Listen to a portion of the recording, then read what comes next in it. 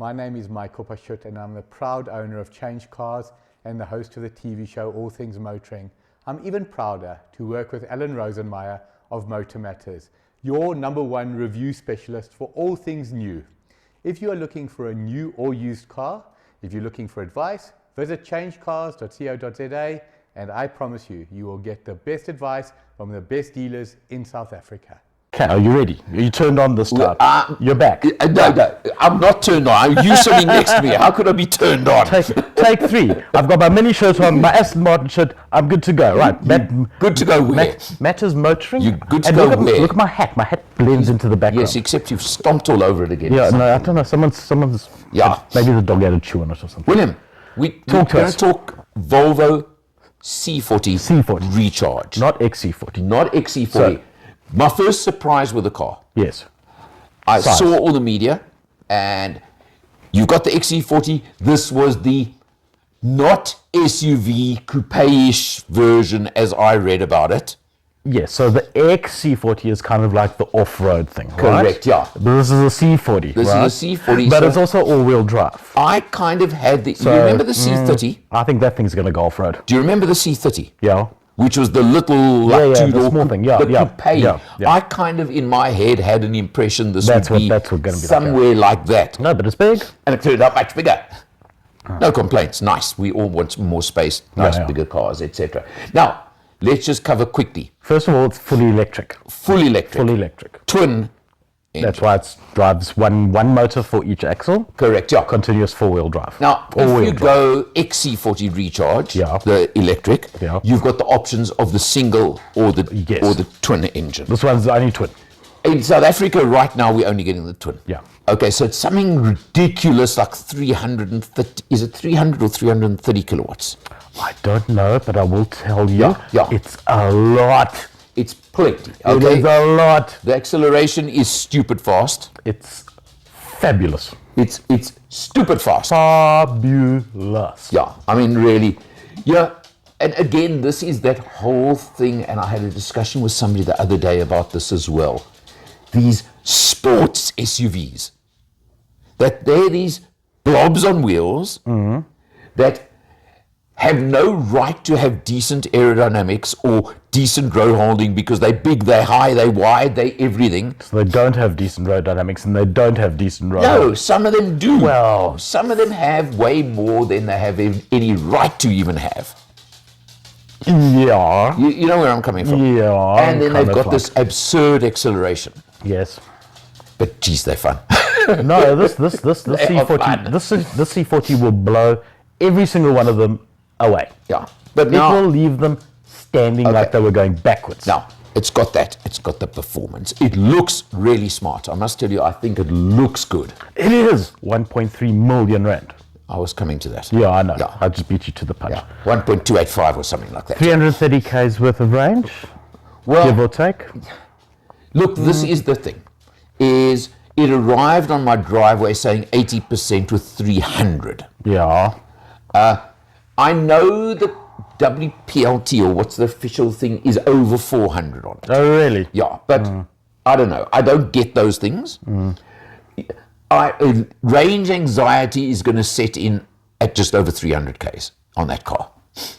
Yes, you'll get 350 comfortably. What's range anxiety? I don't suffer from that. Yeah, please, because only people who don't own electric cars suffer from range anxiety. That's you.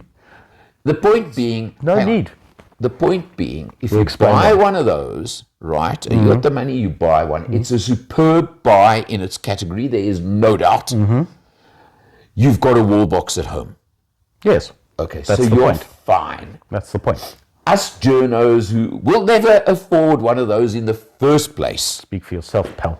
Don't have the facility at home to charge these things. No, but what we do have is the ability to get to that 200 kilowatt charger. Well, you went there. I haven't been there yet. I've still got to go there and go and experience that. I was there twice. I got there with, I think, 12% or 11% on the battery left.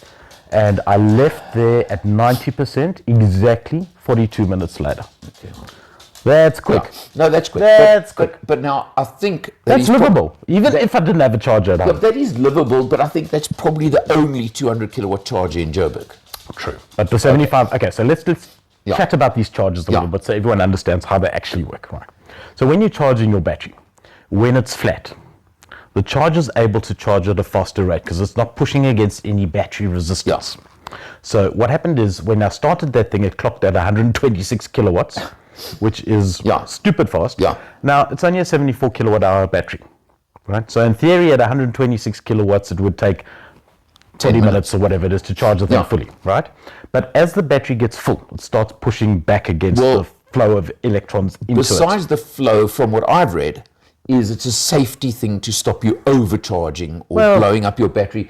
So most of the EVs, from 80%, slow down. The rates goes to like minimal. It dropped. That last 20%. So if you could charge minimal in this case was 51 kilowatts. Which is still substantial. Yeah, but what I'm saying is if you could charge from like 20% to 80% in 30 minutes. That last 20% will take you another 30 to 45 minutes. That's the kind of ratio. And that's the point. So ideally, your EV is never actually fully charged. You're charging to 80 odd the usable working life of the battery is between 20 and 90%. Okay, so in other words, the real world practical range is about 300. Correct.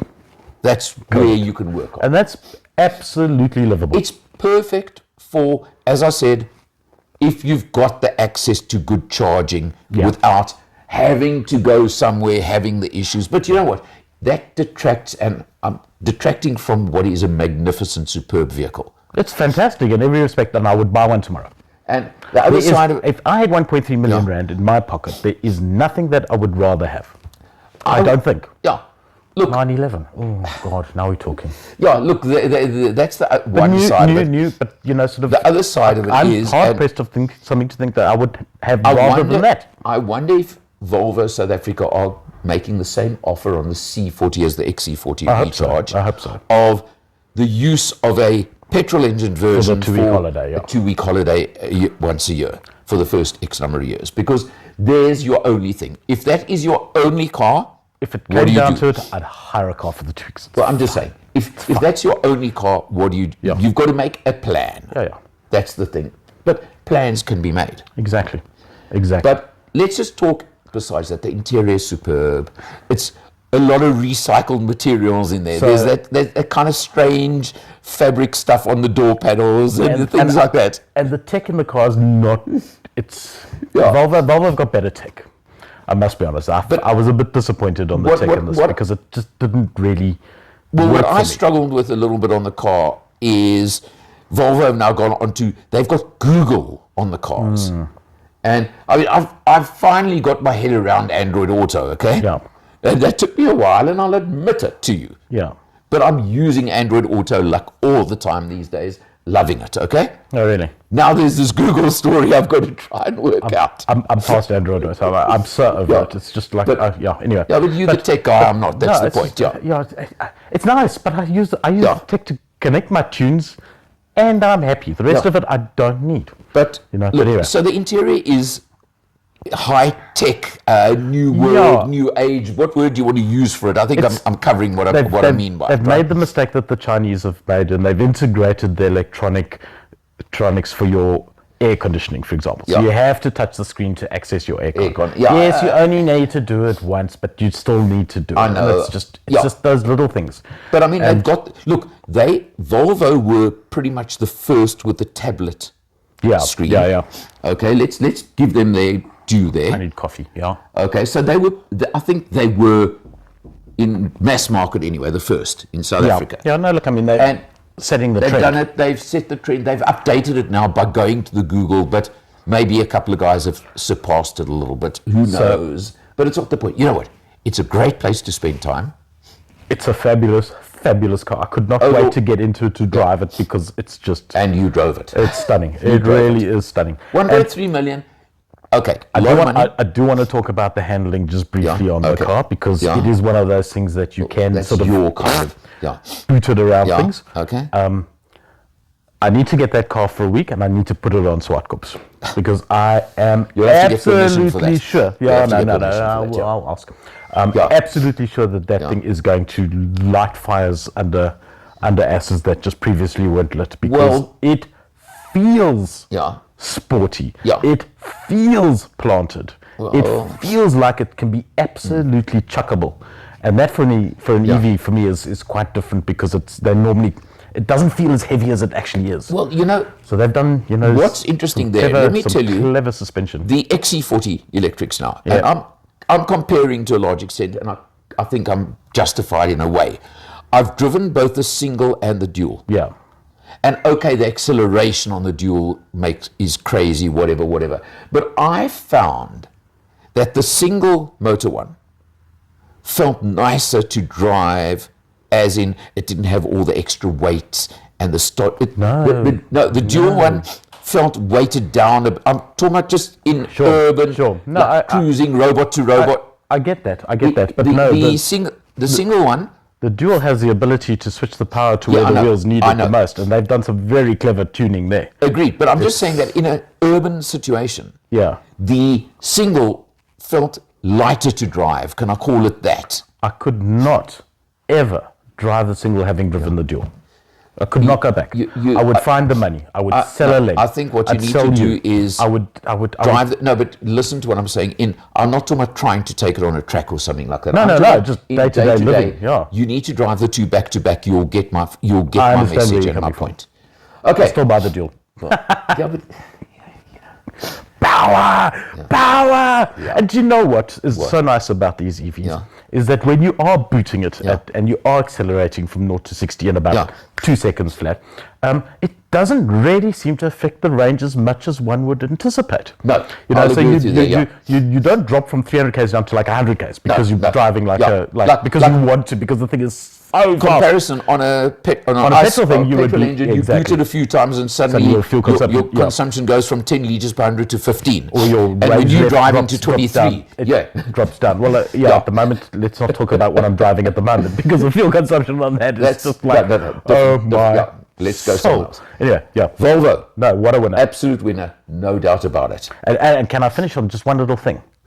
I cannot wait for the EX30. I cannot wait. That is going to be something else. I'm more excited about that than I was about the Defender. Well, we'll see about that. But I mean, if that's possible. Look, you've got to have the dual motor power version, blah blah blah. The 1 million rand one, not the 775 one. But still, I'm slobbering. It's going to be something else. But they say beginning of next year. Yeah. Hey, see you next time.